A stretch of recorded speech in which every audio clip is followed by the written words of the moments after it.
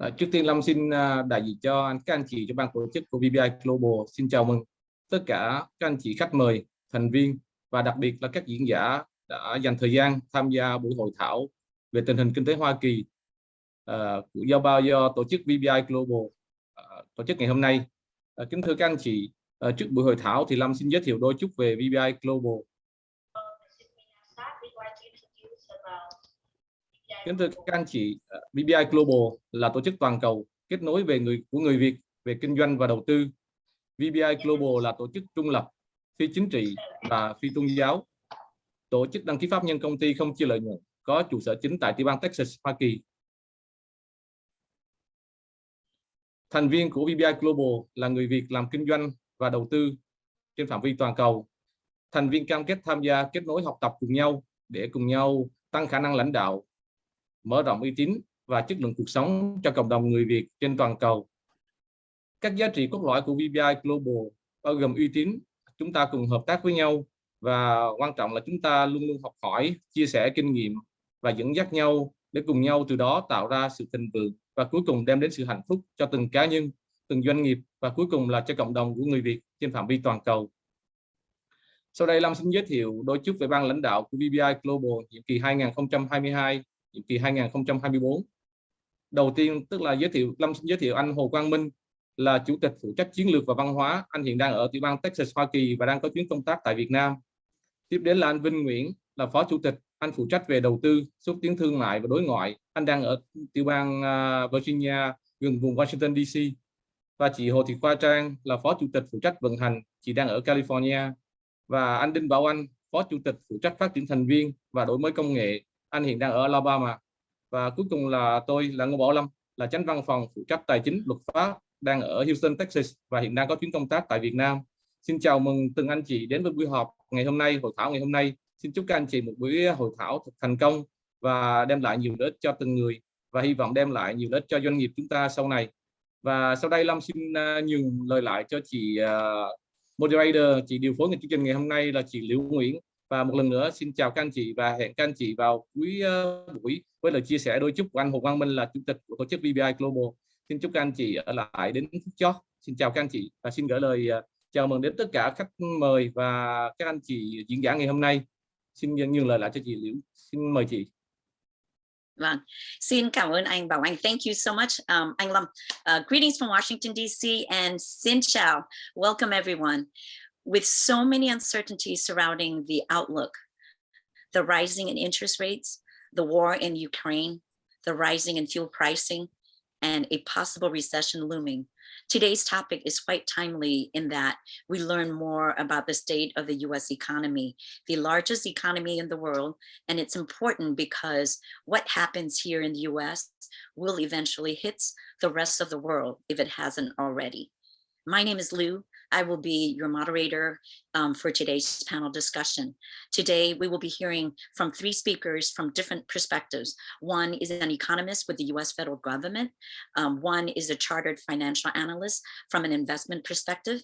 And one is another economist from a real estate perspective. After the presentations from these three speakers, we will have a panel discussion with questions and answers.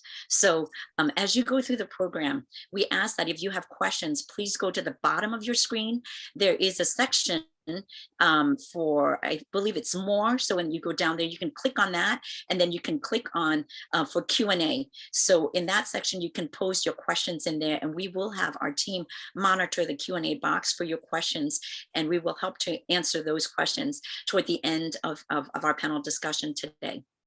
And in case you cannot access the Q&A box, you can also put your question in the chat box and we will have somebody monitor that as well to gather those questions.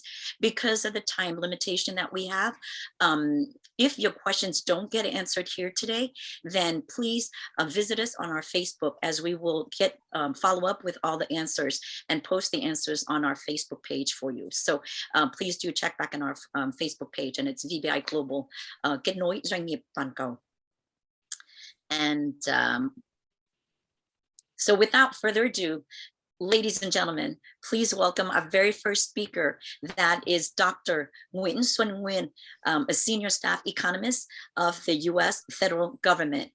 He was an economics professor at Marymount University, a principal analyst at the Congressional Budget Office, and an economist at the Office of Management and Budget in the Executive Office of the President of the United States.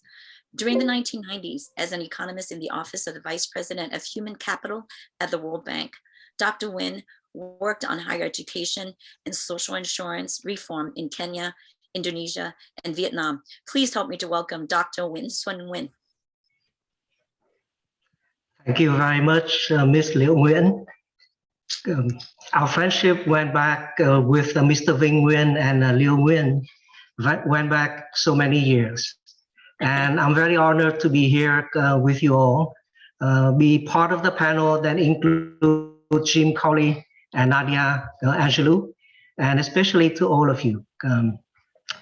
My topic for today is to try to answer two questions: where we are now at the second quarter of 2022, and where we might go next.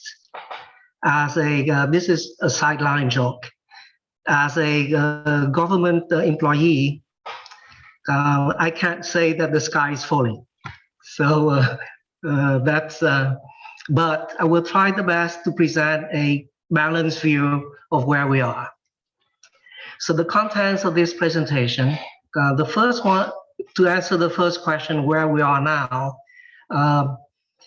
So we try to do three things: describe the crossroad we are, and the headwinds that we are facing, and the fundamentals that we are hopefully flying upon. For the second question, where we might be heading, we'll try the best to present a balanced view of various forecasters, representing different visions, from Wall Street, from the survey of professional forecasters. Oops.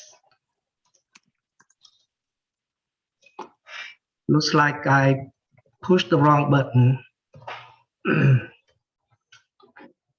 From government officials, and in the government there is a legislative branch, which is the Congressional Budget Office.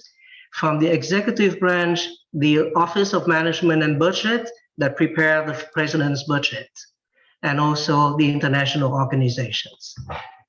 And then we'll conclude with the concluding notes. So we are at the crossroad now. And the first quarter of 2022, the US GDP contracted by negative 0.4%. Some numbers put it at negative 1.5. The question is, will GDP grow or contract in the next quarter? Because the unofficial definition of a recession is 2 consecutive quarters of negative growth. If not, then will there be a chance of a contraction later on this year or into 2022? Goldman Sachs, the Wall Street views puts 48% as the cumulative probability of a recession in the next 2 years. Most of the forecasters in Wall Street has it at around 50%. Before we go on, I just want to clarify what that 50% means. 50% means when we throw a dice, if it comes up head, we call it recession. If it comes up tail, we call it non-recession, or vice versa. That's the technical terms for saying we don't know. Just to make sure that what we mean by 50%. The headwinds facing us are worrisome. The stock market in the last 2 weeks of June, the stock market entered a bear market. The S&P 500 had recorded its worst week since the early days of the pandemic. Inflation is at a very high level now. Interest rates are rising fast, and there are signs of a cooling economy.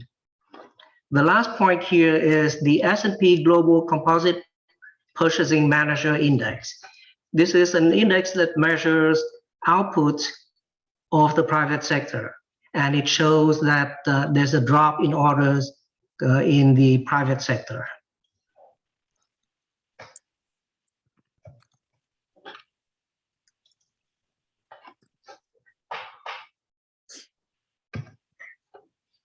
The fundamentals are strong. The labor market is very strong. The unemployment rate is 3.6%. The national average over so many years is about 5.75%. So we are way below it. Consumer spending, consumers compose like 69 or 70% of the GDP. Consumer spending is strong. The PCE rose from 68% in the last quarter of 2021 to 68.6% in the first quarter of 22. What is worrisome is the survey consumer sentiment plunged in June.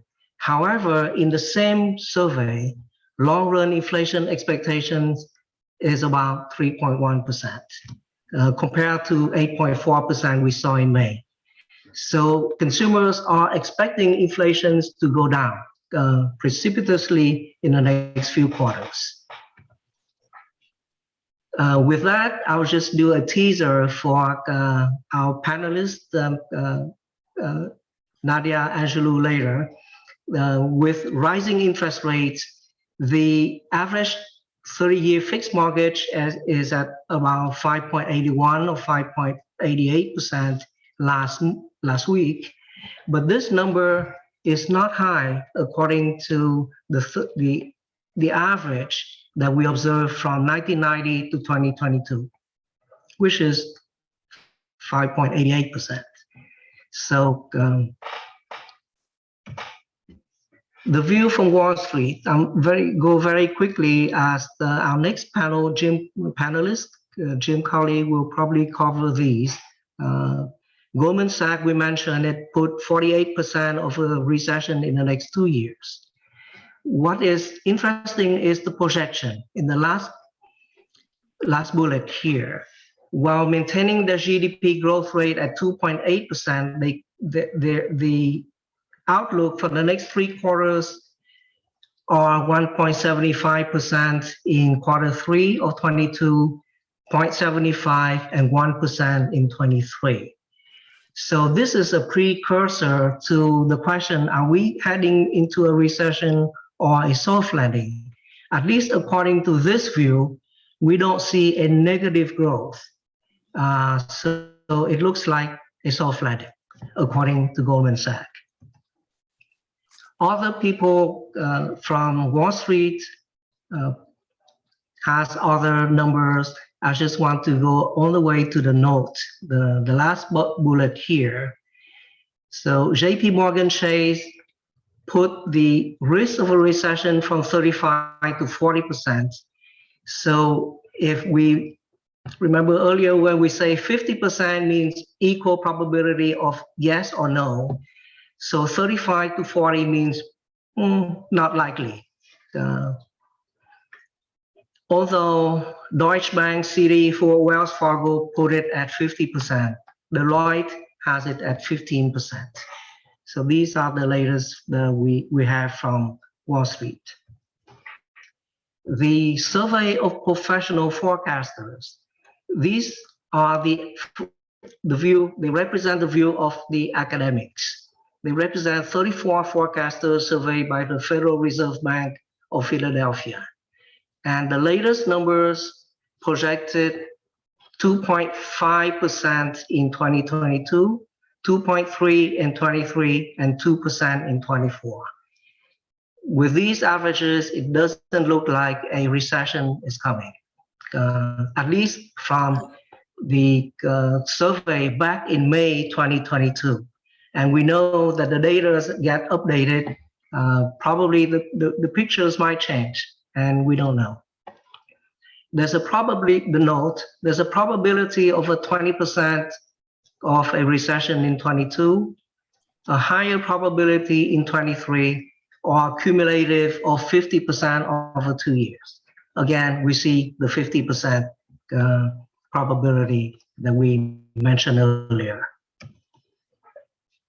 From these professional forecasters, the unemployment rate will stabilize or inch a bit upward from 3.6 to 3.8%, which is not so high if we recall that 5.75% is the average from 1948 to 2022. Inflation is higher from the last time they forecasted. So it's 7.1% for Q2 2022. However, over the next 10 years, from 22 to 31, CPI inflation, or the inflation measured by the Consumer Price Index, averaged about 2.8%, 3%. Then, from the view of academics, let's go to the view of government. Government officials, President Biden said in a statement back in June 16, recession is not inevitable. The Treasury Secretary used the same term, it's not inevitable, although it might be evitable. The point is, her argument for why recession is not inevitable, because consumer spending is strong and the labor market is also strong. The 2 points that we mentioned earlier in our fundamentals. The chair of the Federal Reserve Bank, Jerome Powell, in a congressional testimony in June 15, said that the Fed might be able to cool inflation without causing a recession. That means he is probably optimistic about a soft landing.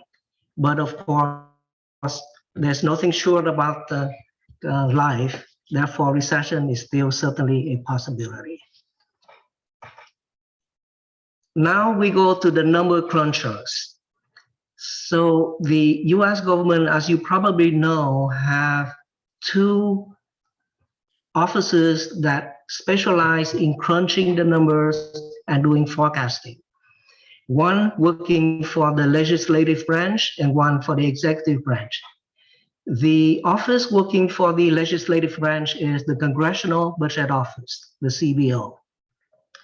In their budget and economic outlook in May 2022, expected inflation to go down to about 2% by the end of 2024, while real GDP grows by 3.1% in 22.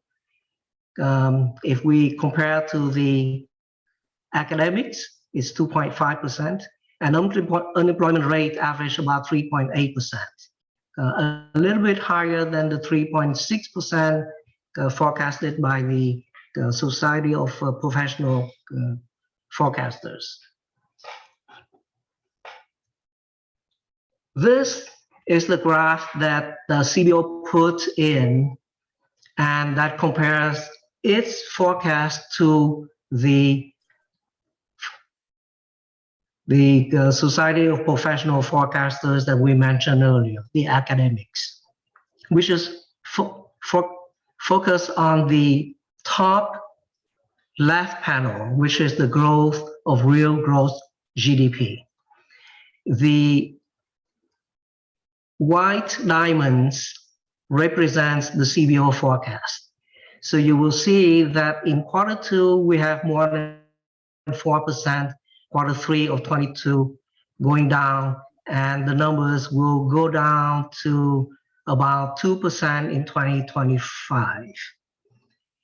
Since none of these numbers are below the line 0, it means that there is no forecast of a recession. It will slow down to about 2%, which looks like a soft landing. We go to the next slide.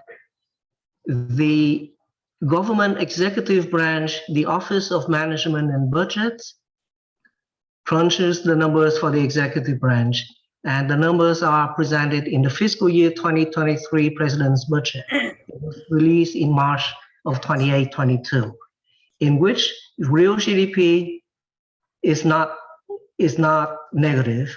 Unemployment is about 3.6, 3.8%, just like others, and inflation goes down to about 3.3%, just like the other forecasters. The international view, if we look at, this is from the IMF World Economic Outlook in April 2022.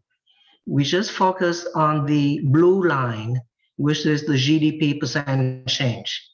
We saw that there is a negative 3.4% in 2020. That was when the pandemic hits, then a strong rebound in 2021, and a slow slide toward a steady state of about 2% going forward, just like CBO and other forecasters. So the conclusion, we use the latest assessment by certain major forecasters. So we try to use the latest data, but again, the data are being old by a few weeks to a few months. Even with the newest data, forecasts are also prone to errors by so many unknowns that Ms. Nguyễn mentioned earlier. The path of the current pandemic and the probability of emerging public health events, monkeypox and other variants that might come. The future developments of the invasion in Ukraine and the economic and energy impact. The big unknown is the behavior of China, the second largest economy in the world. And of course, consumer behavior in the US. So those are the big unknowns. But given the current information, we recognize there are significant risks of a downturn in the late 2022 and more so in 2023. But also there's hope for the years ahead, as most forecasters expect inflation to return to about 2 to 3% range, GDP growth at about 2% by 2024 onward. And even if there is a recession, many expect it to be short and not severe. With that, I think my time is up, right? Or do I still have a few? Thank you so much, Dr. Nguyen. You can unshare your screen now. Thank you so much. Okay. Thank you for the assessment of where we've been in the second quarter of 2022, where we might be heading according to the different viewpoints from Wall Street, professional forecasters, our government, legislative and executive branch, and the international organization like IMF. We definitely have a lot of questions for you, and I'm sure our audience will have too, but we'll save that for the panel discussion later. So I ask you to hang tight, and we'll have those questions for you in a little bit. Ladies and gentlemen, our second speaker is Jim Dowling, a certified financial analyst. Jim is the vice president with Fidelity Investments. Jim has worked with Fidelity for over 20 years, working with their institutional clients, sharing Fidelity's outlook and insights into the economy and markets. So Jim holds an MBA from Georgetown University in international business. He's also a certified financial analyst, charter holder. So today, Jim will share with Fidelity's thoughts on the overall economy and potential impact on the markets. So please welcome Jim Dowling. Great. Thanks so much for that warm introduction. I appreciate it. It is wonderful to be here, and it's great to be on such an esteemed panel. Yeah, my vantage point today will just be a little bit more of a perspective. I think there'll be some overlaps with the previous comments. I think there'll be some optimism as well, but we'll look at it more from an investment lens and kind of focus on what we're thinking about at Fidelity. Fidelity is one of the largest global asset managers out there. I've been with the firm for 22 years, working with our institutional clients, offering insights and guidance. I'll get to the punchline now. Certainly no one has a crystal ball to predict exactly what will happen, specifically in the short term or the medium term. We're certainly in some uncharted territory to a certain extent. History never repeats itself, but it certainly rhymes, and we've seen experiences like this in the past. What I would say this is, over the long term, the stock market, your investments in the stock market overall, the stock market follows company earnings. And I'll use kind of the US stock market as an example for the most part of the day. I can't tell you what the market's going to do today, do next week, do next month, even do 12 months from now. But if you have faith that companies will do well based on the economic backdrop, and these companies can continue to grow their businesses and grow their earnings, over time, that's what we should expect from our investments in the stock market. And while those economic kind of impacts that we just heard a lot about impact companies, it's not that their lockstep have to move at a 2% growth rate or a lower growth rate from that standpoint. So I'd be kind of remiss if I didn't kind of acknowledge we're certainly facing some big forces that we probably haven't seen in a while. And any of these would make a year in the market or make a 3-year period in the market. As we'll talk about a little bit more, we're seeing inflation at a 40-year high. So something most of us have never seen in our professional career, and some of us have not seen in our lifetime, real inflation, which is ironic because if we were looking back in 2020 as we entered the pandemic, the market, Wall Street, professional investors were predicting no inflation whatsoever. So it just shows you even the smartest minds, or a survey of the smartest minds, oftentimes get it wrong. So we've got inflation going on, and that inflation kind of thing, that's dovetailing what's going on in the United States with the Fed, and what's going on with interest rates. Right? The Fed has this dual mandate. They want to have a lot of Americans employed. Well, they're doing better than they thought they would on that. Record low unemployment, companies searching for workers.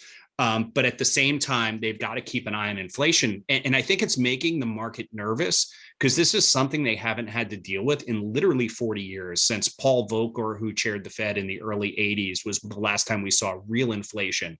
And we'll get to that, and we'll talk about that. And the last thing here is the geopolitical events. And gosh, boy, with not dealing with inflation or the Fed raising rates, the Russia, Ukraine, and the travesty over there, that would rock the markets on its own. And we'll talk a little bit about why that's having such a big impact on the markets overall. And then it was just alluded to, what's going on with China. We've got the second largest economy in the world, really restricting economic activity, both through pretty extreme regulation on the business front, and then also the zero COVID policy as well. So I don't want to be doom and gloom, and you'll see kind of the light at the end of the tunnel. But to say things are uncertain right now is certainly an understatement. And I can't discount that we will continue to see shorter term volatility in the market, in asset prices and that sort of stuff. But I would give you this kind of thought is the market has a poetic license. And what I mean by that is the market is an extremely forward-looking mechanism. The market, the stock market, is looking out 6 months, 12 months, 18 months, and it's willing to look past the bad news if it sees a light at the end of the tunnel. And what I mean by that, it's like entering through a train tunnel and you kind of see the light at the very end. That's all the market needs to see, is things get less bad to a certain extent. And we'll talk about that for a second. But I want to start with the value proposition really quickly of investing in the market. And this is, again, using the US market as an example. I always keep this as a frame of reference, specifically when we're going through a time like this. If you look at your returns that you would receive in the market over the last 100 years invested in US stocks overall, you got a return of about 8%, which is a heck of a lot better than bonds, a heck of a lot better than having your money in cash or just sticking it in your mattress from that standpoint. That 8% return, if you can get a return like that, it means your money doubles every 9 years. The first double is great. The second and third double are pretty unbelievable. That's the return side of it. But for the benefit, you've got a cost to it. And the right-hand side kind of explains that. For you to get that 8% return overall in the market, you've got to be able to withstand the volatility. And you can't get the benefit without the cost. And what we show here is over time, looking at the last 100 years, you get a correction like this over 15% to 20% every 3 years. You get a big bear market, which we're kind of flirting with like this, every 6 years or so. That's the volatility that you withstand. If you look at the numbers on a yearly basis, and we'll use the S&P 500, so big US corporations as an investment. A lot of folks own S&P 500 funds. Since that index has been around, if you look at it on a yearly basis, 75% of the time, or 3 times out of 4, it is positive for the year. So I sometimes hear investing compared with gambling. If there was ever a slot machine that paid out 75% of the time with that certainty, you would sit there and play it all day, but I'd probably put forth that you would not be able to get near a slot machine that paid out like that, because there would be a line around the town or around the globe kind of lining up to get to that. So it's a pretty unbelievable value proposition. The other thing to think about, as I said, market averages over time at about 8% return. What have we gotten over the past 3 years from the market? Again, using the S&P 500 as a proxy, we've gotten 2 to 3 times the returns that we expect. Like we're expecting, and we love an 8% return. We've gotten 20, 24% returns. So to say maybe the market got a little bit ahead of itself, and we'll dig into that to a certain extent, but the market has certainly rewarded us over the last 3 years. And as I said here, you've got to expect it. This is your value proposition with investing in the market. You've got to expect that you're going to get some volatility over time. So we've seen what we're in now, 20% downside in the market. We've seen this 12 times for the past 70 years. So looking since World War II, 12 times the market has traded down over 20%. So fairly common, quite candidly. A third of the time, there was not a recession, and 2/3 of the time there was a recession. So I kind of fall in the camp, and you'll hear us kind of talk about at Fidelity, this recession, this economic decline is not a foregone conclusion. Will the growth be slower economically and companies' earnings growth? Absolutely. We had a US government pumping trillions and trillions of dollars. The market was the benefactor of that government stimulus, with the government kind of putting trillions of dollars into the marketplace. And could we trade lower? Absolutely. Again, we can't predict that. But I think if we're an investor and you're looking at even a medium term or longer term time horizon, you're going to see some pretty compelling stuff here for why the market makes sense at this point in time as well. What I want to show you as well is this is investor sentiment. So this is a survey board of individual investors. So they went out there and interviewed thousands of people who are invested in the market. And what they asked the question was, are you positive on the US market or are you negative on the US market? And what you see here on the right-hand side is we are below the red line, which means folks are negative. And you see we're in the first percentile. So what I would say to that is if you're interviewing investors right now, 99% of the time, they have been more positive on the market than they are right now.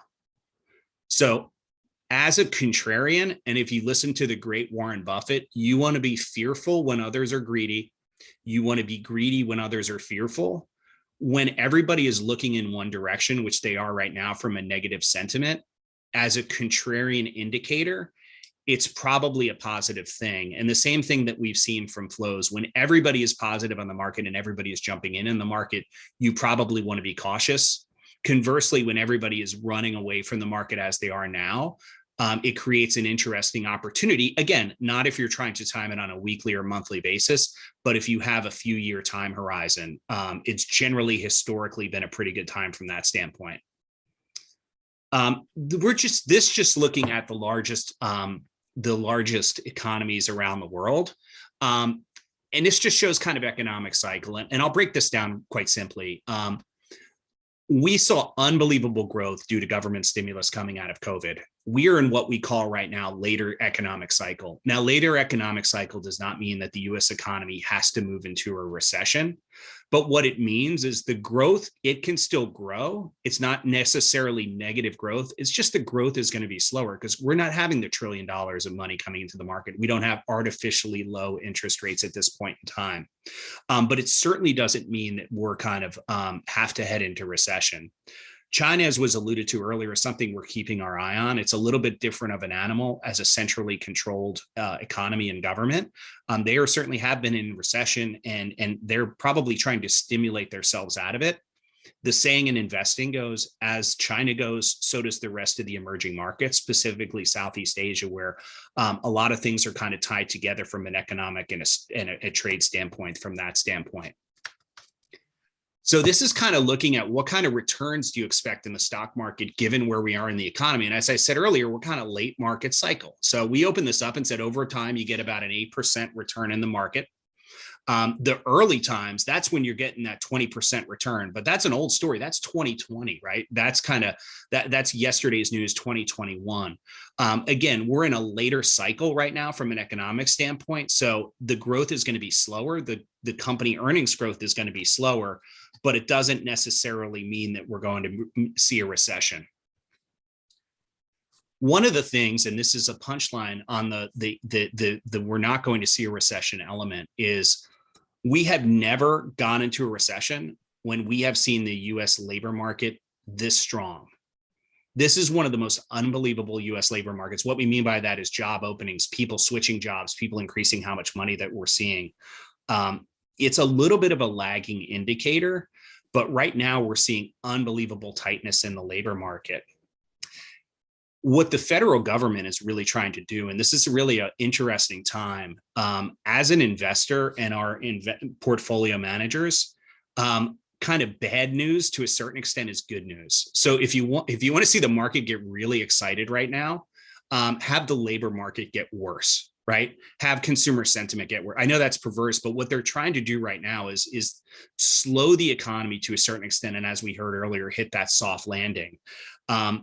And maybe we start to see that and start to see that soft landing. So how does this play out, and how do we think about it as investors?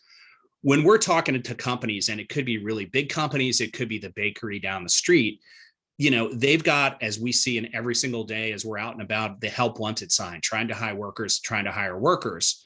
If they start to say, you know what, the economy going forward could be a little bit rougher for me, let's take that help wanted side down. Maybe we don't hire 3 new people.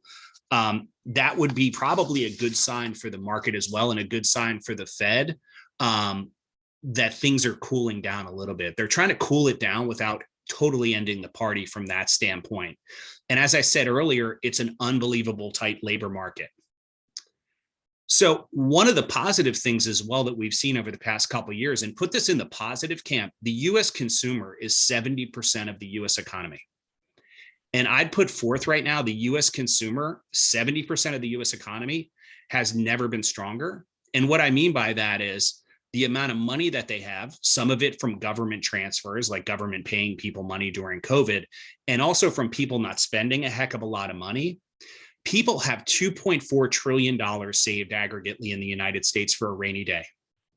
What we're seeing right now is we're starting to see those US consumers start to spend down some of that dry powder. In fact, we saw savings go down $200 billion so far this year. And that's twofold. Part of it is certainly people deferred, not taking those vacations, not spending money, starting to spend money on services. And it's also the increase in prices and kind of dipping into people's savings. But we've got a lot of dry powder from a consumer standpoint, from that standpoint as well. And that leads back into earnings. And as we said earlier, what drives the market over the long term? It's US companies' ability to grow their earnings. That moves lockstep. You basically take earnings growth plus dividends, and that's been your return in the market over the last 100 years. On the left-hand side in 2021, we saw, why was the market up so much? We saw such unbelievable earnings growth. US companies grew their profits by close to 50%. It's unbelievable. And that was coming off of that COVID shutdown low. Where do we see companies expecting to grow their earnings this year? This could come down, but right now the number's at about 10%. So this has been a really strong number for us. And again, as we get late economic cycle, as we heard earlier, economic activity grows, people get a little bit more nervous. This could come down, but gosh, you would take a 10% earnings growth all day long in the market. The other thing that's been going on in the market over the last year due to inflation is we've seen valuations of the market go down. So this is how expensive is the stock market. And there is no doubt, no one can make the argument going into this year and going into last year, the market was really expensive. The historic average is 16 times earnings. So if a company's making $1 in earnings, you're willing to pay $16 historically going back. What happened last year is we got way over our skis from a valuation standpoint. We saw this for those of us who are investing in a while, the same phenomenon in 1999 and 2000. With the market sell-off combined with companies continuing to put good earnings, we've seen the valuations of the market get right in line with the historical averages. Now, could we see these numbers fall through the historical averages? Absolutely, 100%. Could the market get cheaper? Could it be a cheaper entry point? Absolutely. But where the market sits right now, based on what the consumer is doing, based on the economics that we're seeing from that standpoint, the market is fairly valued. Could it get cheaper? 100%. Could it get more expensive? 100%. But it's where we're sitting at right now. The last thought, as we think about it from an investment standpoint, we think the investment landscape will be more challenging going forward. And what I mean by that is finding those winners and finding those companies is going to be a little bit more challenging for the advisors and the folks you're using to manage your money. And why is the reason? We were in a period of artificially low interest rates. And what I mean by that is this was a everybody gets a trophy type of economy, meaning for a company could borrow money almost for free, essentially. So to invest that and get a return on the investment, the hurdle was really low. As interest rates start to normalize, the cost of borrowing becomes more expensive, and it's really going to change those companies that aren't really well-run companies, not profitable companies. It's going to be more challenging for them as their cost of capital to borrow money increases. And in our view, it's going to be the time to really focus on good quality companies, best in brand type companies with strong moats around their business, who are going to be continuing to be able to grow their business and can do so at a rate that is over what their borrowing costs are. So summary in 10 seconds, no crystal ball from that standpoint. We're probably in the camp of we don't have to see a recession. The consumer is extremely strong. U.S. companies are really strong. They've got really good balance sheets aggregately. But again, with higher interest rates, with higher cost of borrowing, not everybody's going to be a winner going forward from a stock standpoint. There's going to be a lot more dispersion between the winners and the losers. And we will continue to see volatility. We don't expect this abate in the summertime or the fall until we can get a handle on where we land from an inflation standpoint, from some of the global issues with Russia, Ukraine, and China, and lastly, from a Fed policy standpoint. So I'll be around for the panel. Hopefully this was some pretty good thoughts and ideas around what we're thinking about in the market. Thank you so much, Jim, for sharing the insights on the potential impacts of the market. We have a lot of questions for you, so we will invite definitely you back for the panel discussion, so please stay tuned. Folks, our third speaker is Nadia Evangelou. Nadia is a senior economist and director of forecasting at the National Association of Realtors. And while all the real estate is local, she focuses on regional and local market trends, including the effects of changing demographic and migration patterns to forecast housing activity.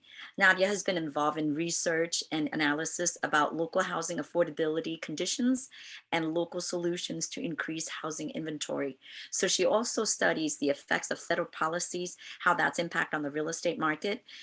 She holds a master's degree in applied economics from Johns Hopkins University, as well as an advanced degree in international European economics and public administration. Ladies and gentlemen, please welcome Nadia Evangelou. Thank you for the great introduction, and good morning, everybody. Before starting my presentation, I would like to thank you for having me here today and give me the opportunity to discuss with you about the latest trends like in the housing market. There is no doubt that housing market is one of the main topics in everyone's discussions, like mortgage rates surged since the beginning of the year, eroding affordability. In the meantime, with inflation running like above 8%, the Federal Reserve will continue raising interest rates, like pushing up like mortgage rates even further. So everyone is wondering, are we at the peak of the housing market? Is this a bubble? Like, what should we expect from the market in the second half of the year? So this is why I'm here today, to discuss with you about the recent developments in the market and what to expect like in the upcoming months. So I will start sharing my screen. So bear with me a little bit.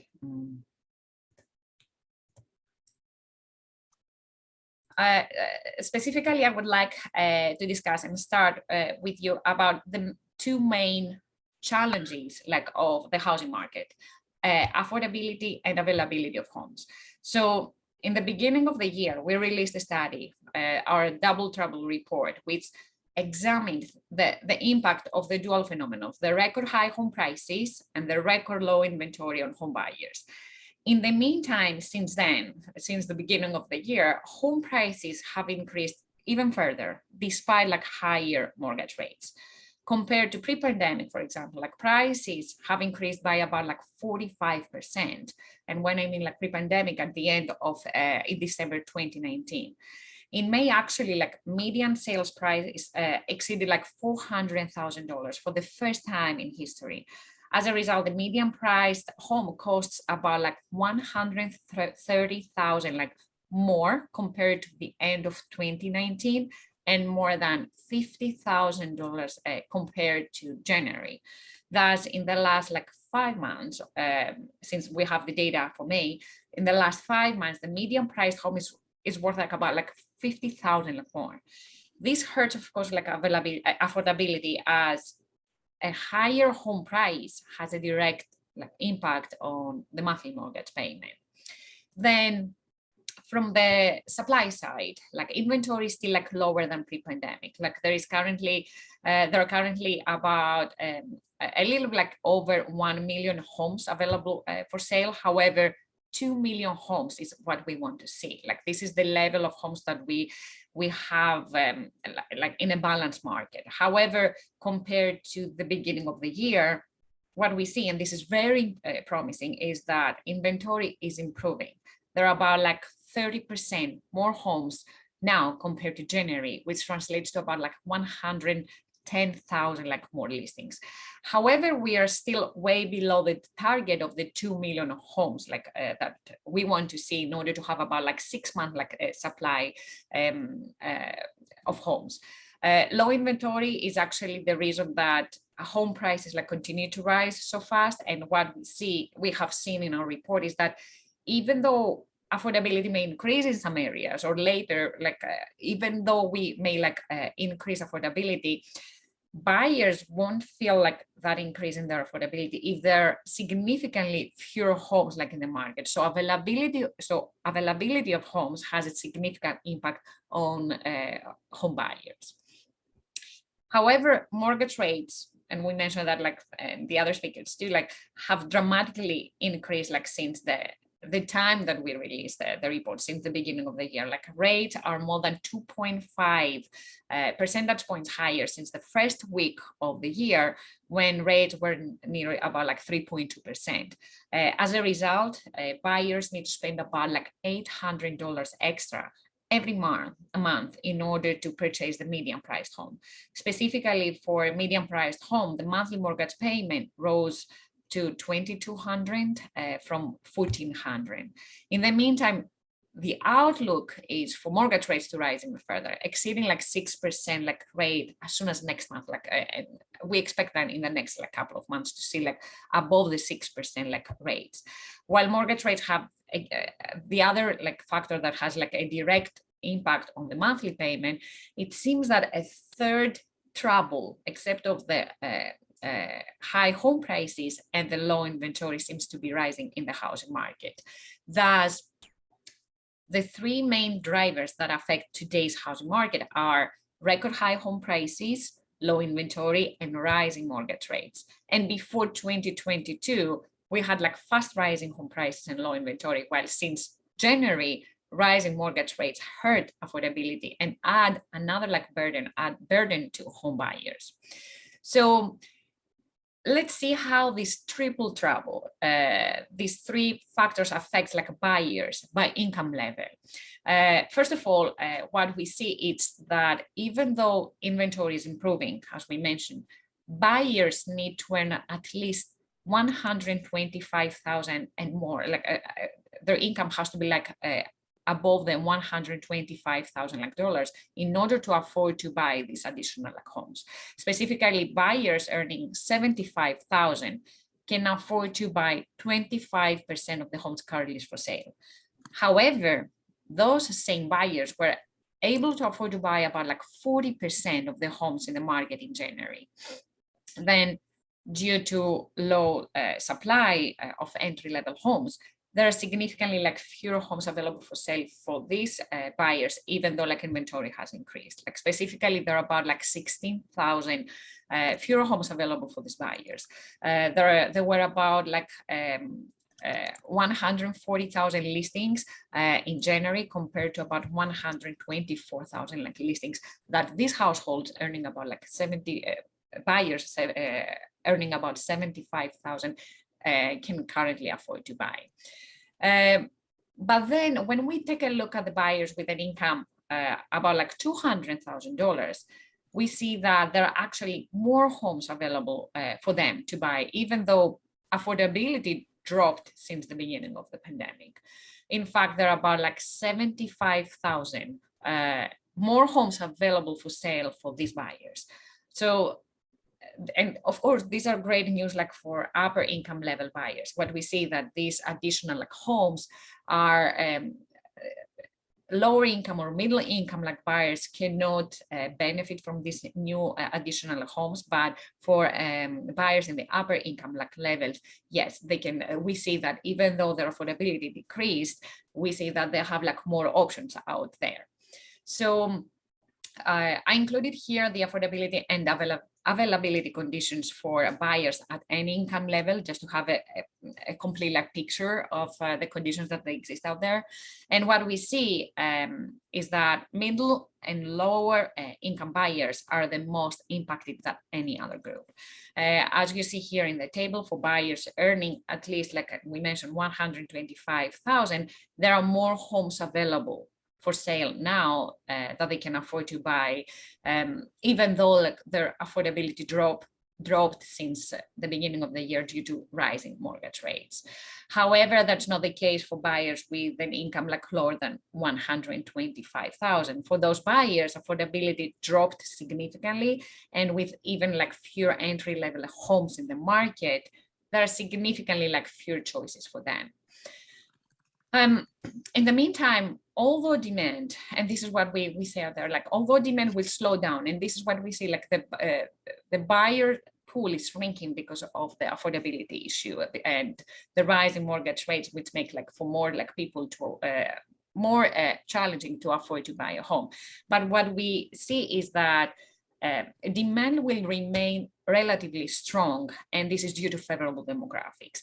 Like demographics are the data that describes the composition of a population, like such as like age, race, gender, income, migration patterns, and the population like growth. So these statistics like mostly affect how real estate market is priced and what type of properties are in demand. Like major shifts in the demographics of a nation can have like a large impact on real estate trends for several decades. It's not only for a short time of period, but they bring like an impact to follow like for the next like decades. So first of all, what we see is that many millennials will reach the family life, which means that they will turn like 30 years old like in the next 5 years. And these are about like 10 million millennials, representing like about 1 in 3 millennials will be like 30 years old like in the next like 5 years. And as a major event, like marriage often coincides like with the household's decision to expand housing and obtain homeownership. As you see here in the chat, the homeownership rate is about like 50% after the age of 33, which means that the majority of householders like who are 33 years old own their own home. And then at the age of 37, for example, the homeownership rate like increases to 60% and above like 60%. Thus, demand will remain strong as many like of them will look for a home. In addition, we have like baby boomers, like people who were born like between 1945 and 1964 are an example like of a demographic trend with the potential to significantly influence the real estate market. And actually, it's the transition of these baby boomers to retirement, one of the more like interesting like generational like trends that will affect, we expect to affect like, the real estate market. And there are numerous like ways this type of demographic shift can affect like the real estate market. Like, for example, how they will affect the demand for second homes in popular vacation like areas as more people start to retire, since like usually retirees tend to buy like a vacation home, like a second home. Or then how will this affect like the demand for larger homes, like if incomes are smaller and children like have already moved out, and they usually they tend to downsize like when they get like retired, when they retire. So based on the data, the number of households aged 65 and older increased by almost like 40% in the last decade, like between like 2010 and 2020. In contrast, like households aged below 65, so younger than 65, rose by just 1 percentage point. Again, it's like 40% growth compared to only like 1% like growth for ages like younger than 65. Meanwhile, in less than a decade, the year 2030 will mark a demographic like turning point for the US. By then, all baby boomers will be older than 65, boosting like even further the number of older adults. But demographics vary by area and often considerably. Like thus, some areas are expected to experience aging at a faster pace than other areas. So using the US Census data, it's interesting to see that the older adult population is surging in one of the youngest states, like in Alaska. Specifically, the number of households aged 65 and over rose more than 80% in the last decade. Delaware, Nevada, Arizona, and Idaho followed with senior like households increased about like 60%. Thus, population will age faster in these areas, and as the rate like of increase, like it's much stronger, much higher like than the rest of the United States. In addition, we need to have in mind also that Florida, Hawaii, West Virginia, for example, are some of the states with high concentration of senior like households. So in these states, more than 30% we see of the households are 65 and older. So we expect in these areas that we mentioned that we may have like a bigger like impact of this transition of baby boomers to retirement. Another factor that boosted like housing demand and will continue to do that like is teleworking. We need to have this in mind as well. Like 2 years into the pandemic, and the majority of workers with jobs that can be done from home are still teleworking.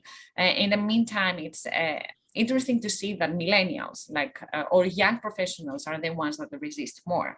I came across like recently with a study, and it was very interesting to see that about 71% of 18 to 24 years old said that they would consider looking for another job if their company insisted on them like returning to the office full time, compared to 61% for ages like 35 to 44, and then the share drops to about like even further like to 56% for ages 45 to 54.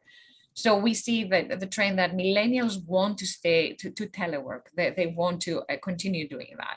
But how teleworking like is affecting the real estate market?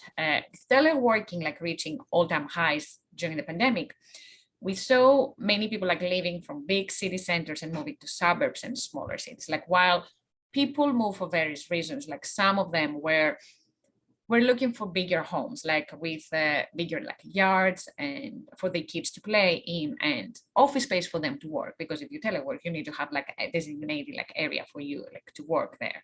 Others like were looking like for more affordable homes in less dense areas, like away from large city centers, since they can telework. And indeed, what we see from the data is from our home buyers and sellers survey, the size of the purchased homes increased in 2021 compared to 2019, like compared to pre-pandemic. Thus, the pandemic has reshaped where we live, and it's not going to stop that. We are going to see that we see that the buyers' preferences have changed significantly, and we don't select workers to we don't expect them to show up like in person, at least not daily. So these trends will like continue like in the upcoming like in the next like in the following years.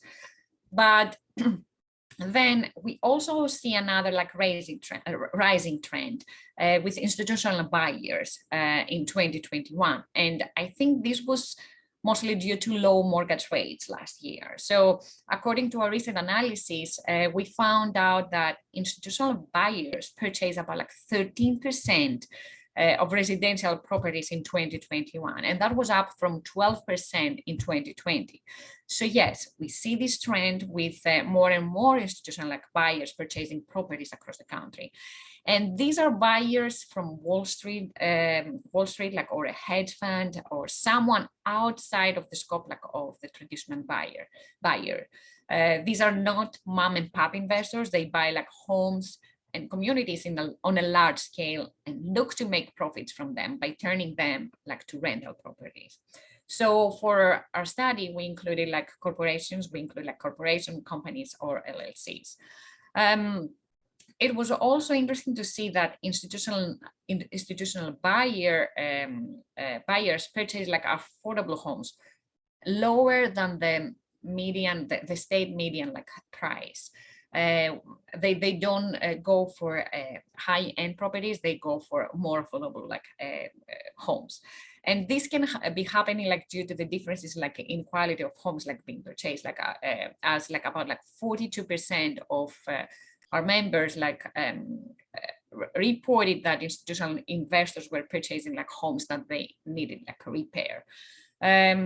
States with a higher share of institutional buyers than nationally had a lower price difference of 20%. So we see on average, for the lower than the national level, about 26%. They were buying about 26% lower than the median state value. But when we move to areas with the larger presence of institutional buyers, there we see a lower. We see that it's it goes to 20% before below the median state price. By state, we see that some states attracted even more institutional buyers.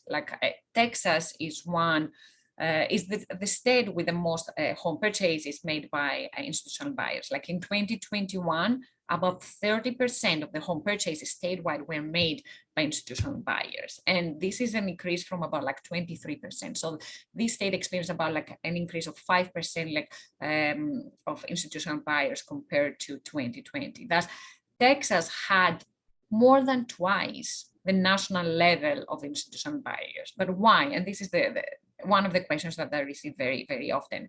And put simply, because Texas and the other areas like Georgia, Oklahoma, we see these areas meet all the criteria or most of the criteria of an investor's checklist.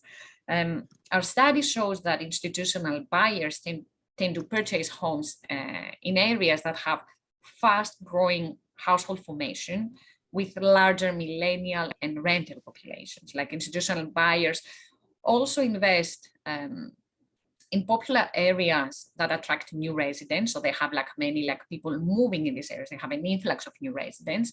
And then we also see that although both rents and prices for homes for sale are rising quickly, housing is still affordable in these areas where institutional buyers purchase homes.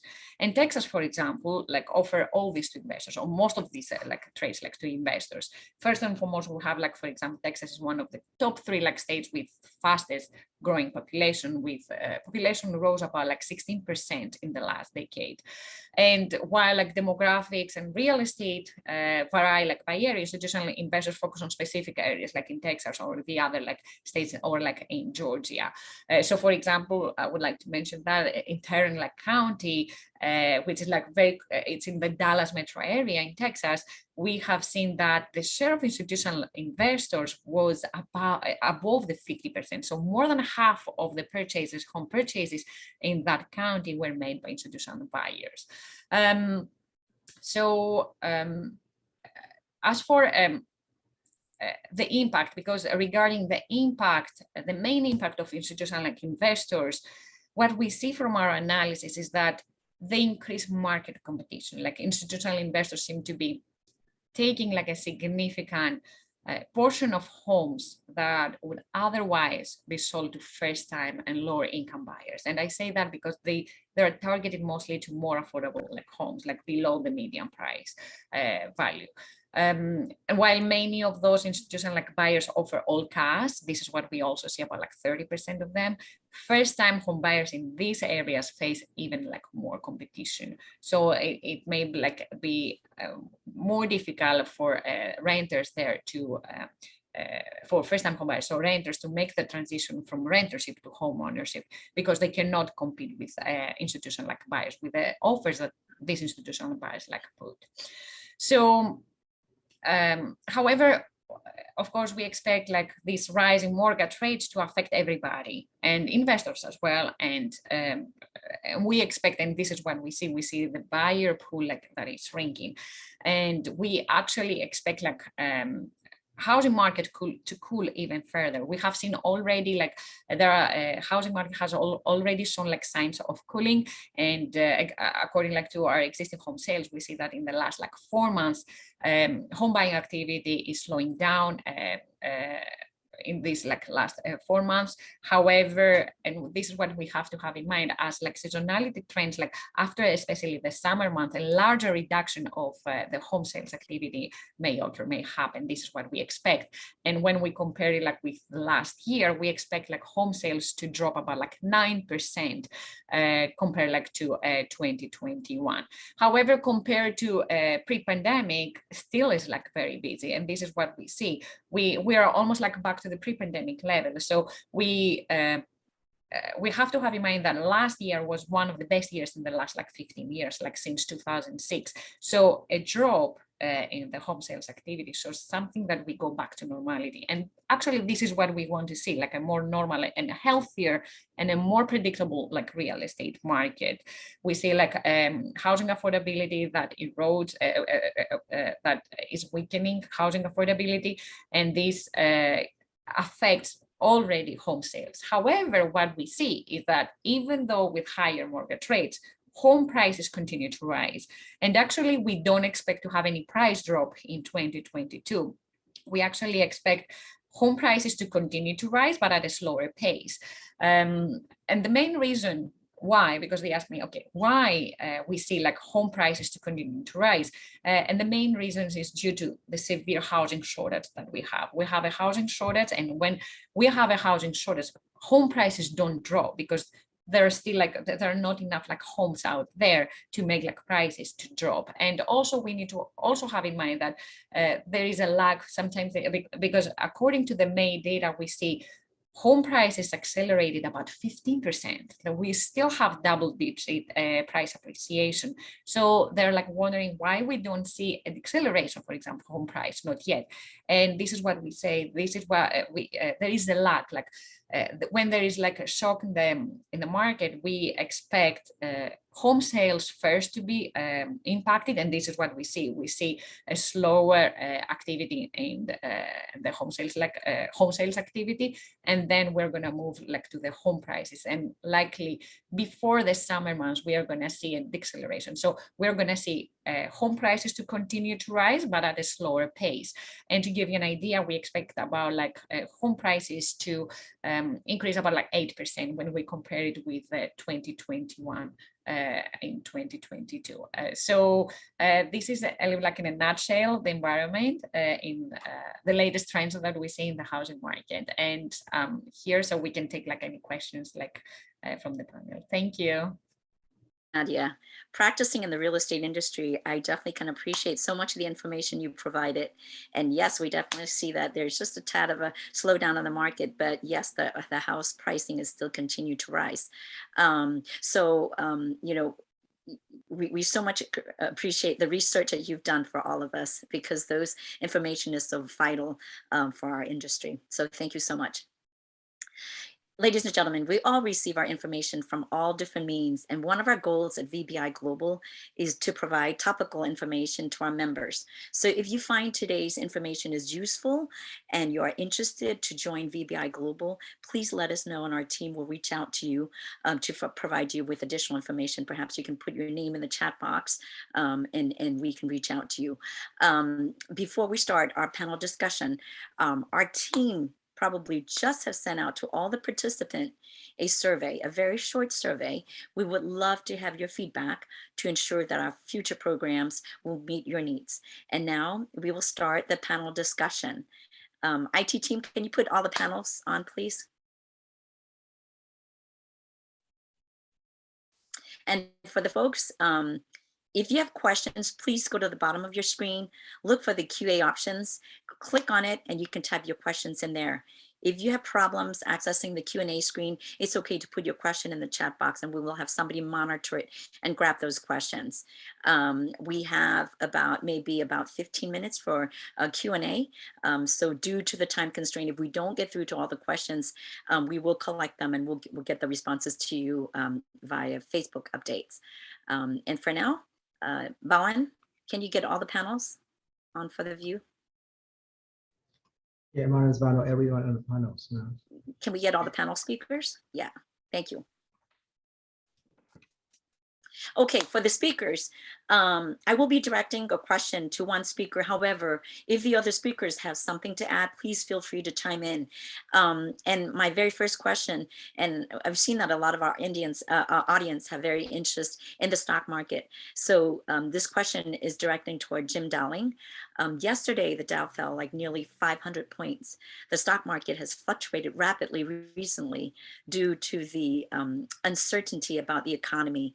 In your opinion, and we don't hold you to this, how much adjustment, up or down, and the direction of the stock market in the near term?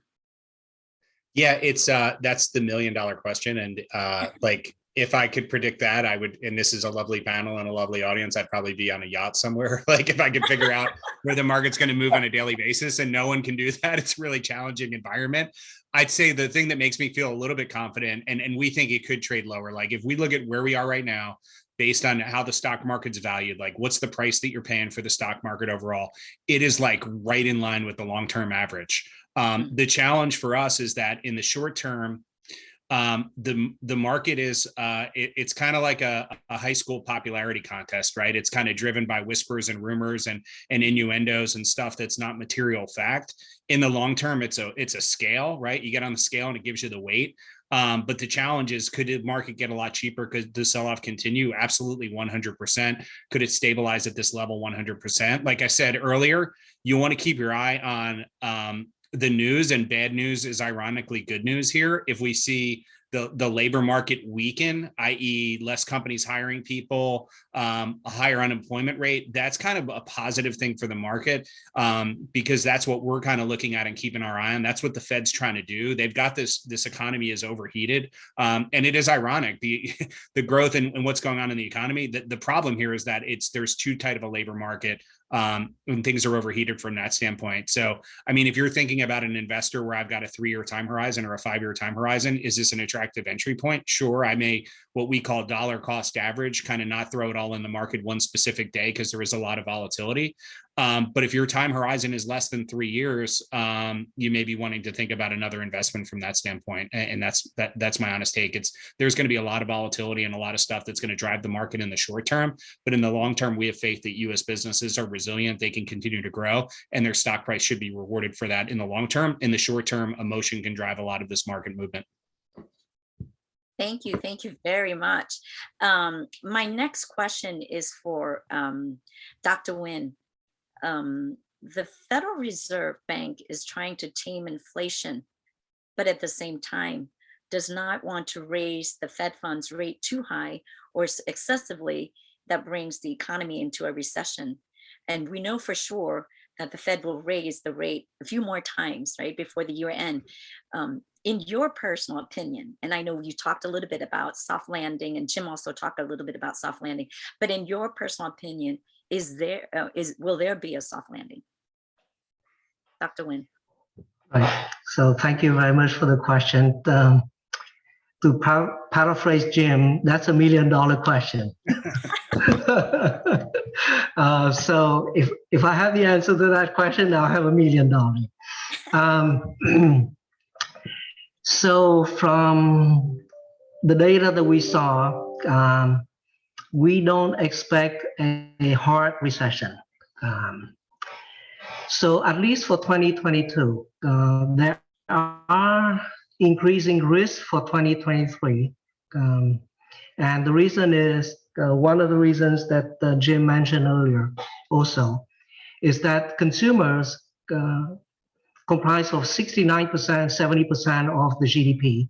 and they're sitting on $2.5 trillion of excess savings. So that is a big momentum spending down in 2022. And we saw the savings are going down too. In April, the savings rate came down to 4.4%, which is a 14% low, 14-year low. So consumers are spending.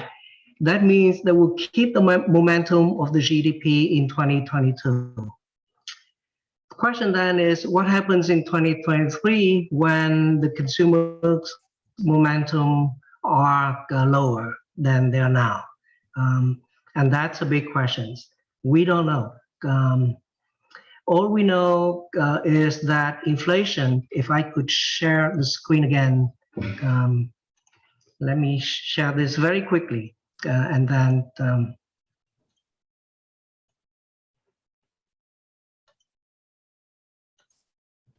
oops.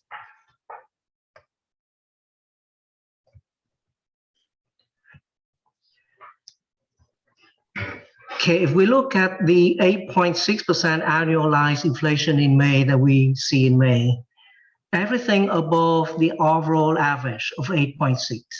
That includes gasoline, airfare, transportation, hotel rooms, household energy, furniture, new vehicles, and food at home.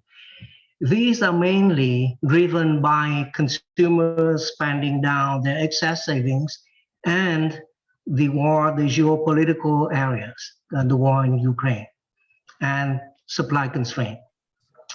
So if we take out those, and assuming that these will come down to normal levels, then inflation will, the average will have to come down in 23.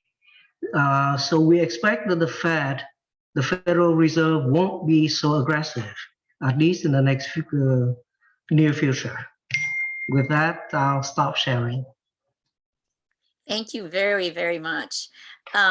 Nadia, given the mortgage rates rose rapidly and pending contracts slowed down, as we all thought that over the past, I would say, a couple months, and the data of May still show that price is appreciation for real estate.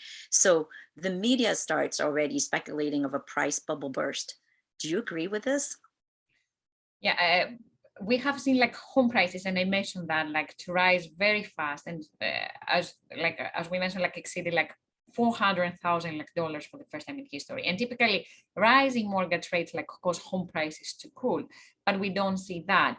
And the reason that we explain is that due to the severe housing shortage. So with this severe like housing shortage to continue, even though we have like more inventory, we still like below the level that we want to have. Like now currently is the 2.6 like months of supply, while we want to have about like 6 months supply in the balanced market. So housing, so home prices will continue to rise. We don't expect to have any price drop, and this is what we have seen. Like if we go back to the history, for example, back in the 80s, in 1982, for example, both inflation and mortgage rates were rising.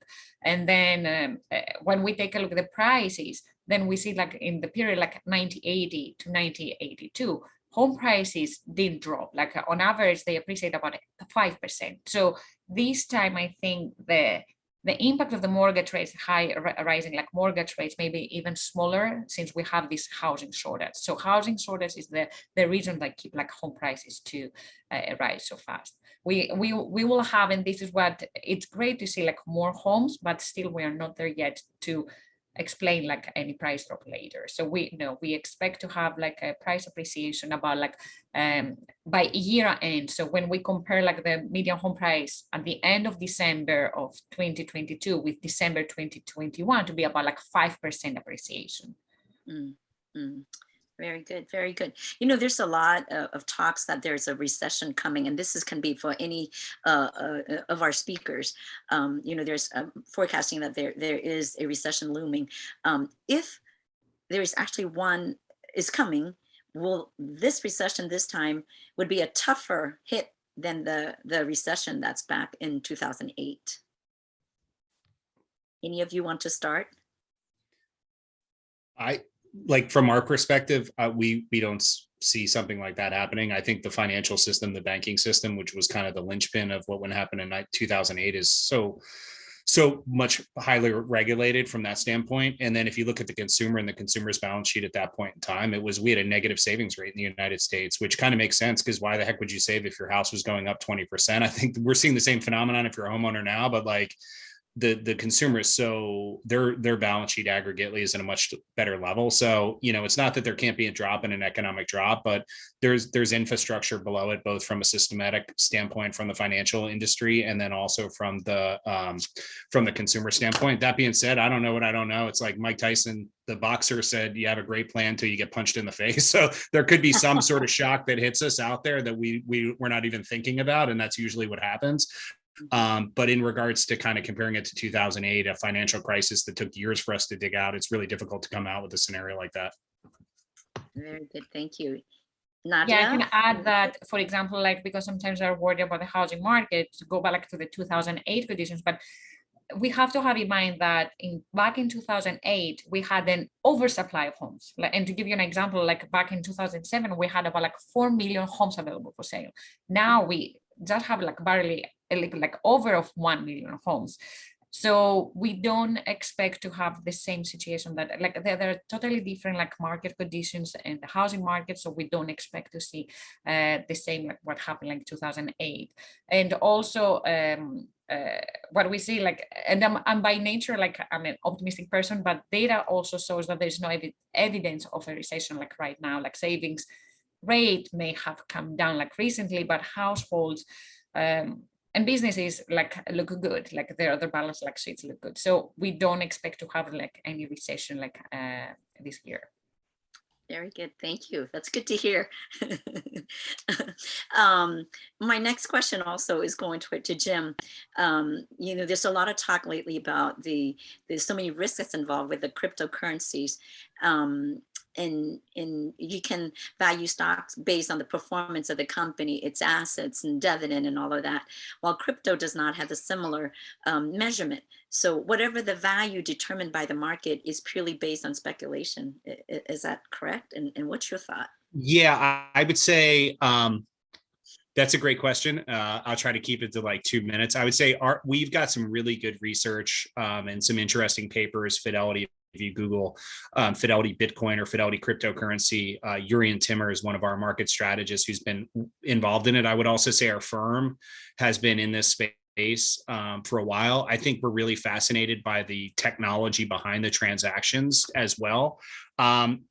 Here's the challenge, and I'll use Bitcoin as kind of the prime example. I would say it's an aspiring asset class. So we don't think of it right now as cash or stocks or bonds or even artwork or something like that. Because to your point, it's what we call price discovery. Like, how do you value this? How do you kind of look at it? Bitcoin's interesting because it's a limited amount that they're going to produce. So you kind of can do the supply demand to a certain extent. I'd say it is an aspiring asset class. I'd say it's intriguing from potential hedging in times of monetary inflation, right? Because it's a different form of money that you're holding. So from a diversification standpoint, it's really intriguing from that standpoint. And I kind of guess you may want to think about it almost down the road. Maybe we start to think about it like almost holding gold to a certain extent, where I don't think you want to put a lot of money in that, but it's an interesting hedge. I'd say where we see it right now for adoption, and we're not using it for our institutional clients or models or anything like that, although we're studying it and we're watching it.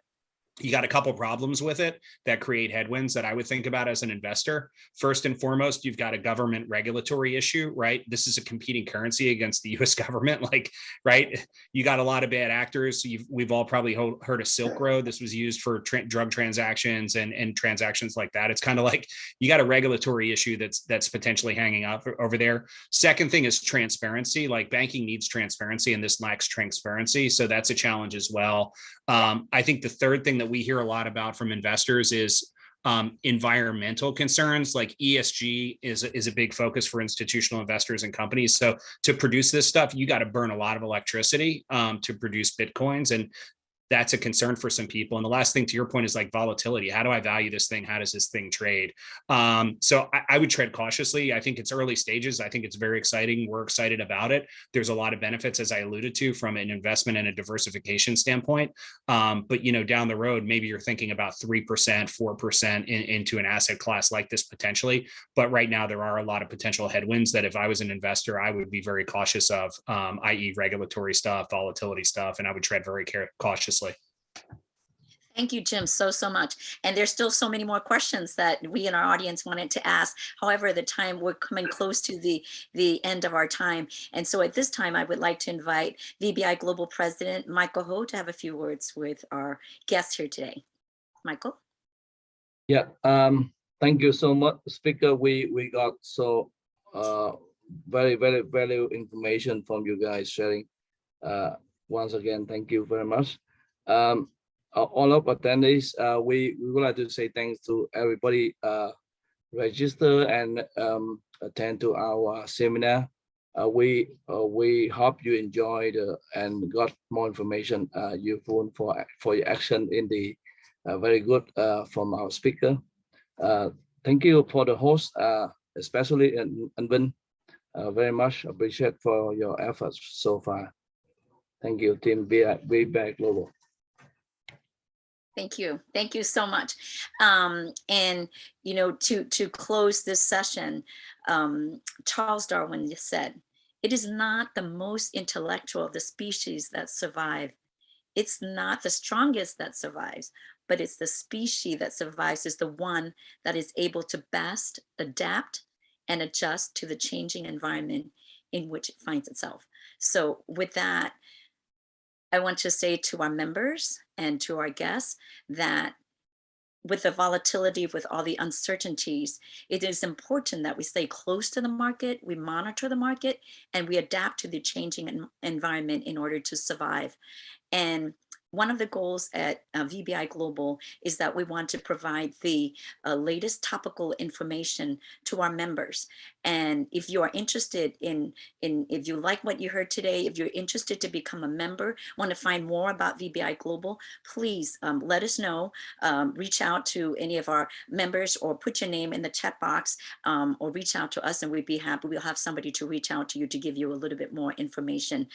We meet regularly on a weekly basis, but once a quarter, we have such seminars that we bring educational material to our members. So again, we also sent out a survey earlier, so please check your email and please do take about a minute to provide us your feedback as it would help us to plan future events to be better and provide more useful information to all of you. So once again, thank you everyone. And we wish you a wonderful day and a wonderful rest of the week. Thank you.